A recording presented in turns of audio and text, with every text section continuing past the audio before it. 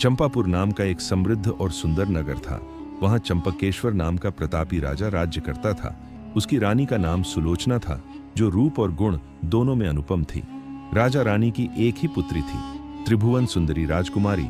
अपने नाम के अनुसार ही अत्यंत सुंदरी, विनम्र और बुद्धिमती थी। जैसे जैसे वह बड़ी हुई, उसका रूप और भी निखरता गया। उसकी सुंदरता और सद्गुणों की चर्चा चारों ओर फैल गई। अब राजा और रानी को उसके विवाह की चिंता सताने लगी। देश विदेश के अनेक राजाओं ने अपने अपने चित्र बनवाकर चंपापुर भेजे, परंतु राजकुमारी ने किसी भी वर को स्वीकार नहीं किया। राजा ने एक दिन स्नेहपूर्वक पूछा, बेटी, यदि तुम चाहो तो मैं तुम्हारा स्वयंवर रचवा दूं। पर राजकुमारी ने नम्रता से मना कर दिया और चुप रही।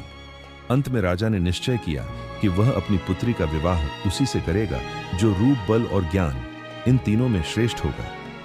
कुछ ही समय बाद 4 अलग अलग देशों से 4 वर चंपापुर पहुंचे। पहले वर ने कहा, मैं ऐसा अनुपम वस्त्र बनाता हूं जिसे 5 लाख में बेचता हूं।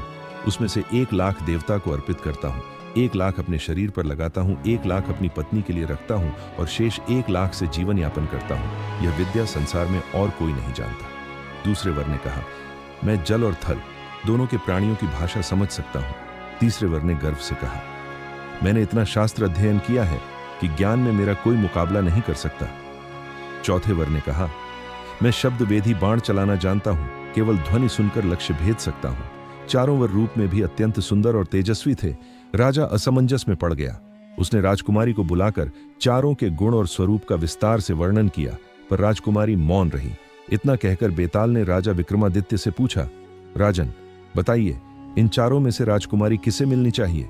विक्रमादित्य ने उत्तर दिया, जो कपड़ा बनाकर बेचता है वह शूद्र है, जो पशु पक्षियों की भाषा जानता है वह ज्ञानी है, जो शास्त्रों का विद्वान है वह ब्राह्मण है, पर जो शब्द वेदी बाण चलाना जानता है वह क्षत्रिय है, और राजकुमारी का सजातीय तथा योग्य वर वही है, इसलिए राजकुमारी उसी को मिलनी चाहिए।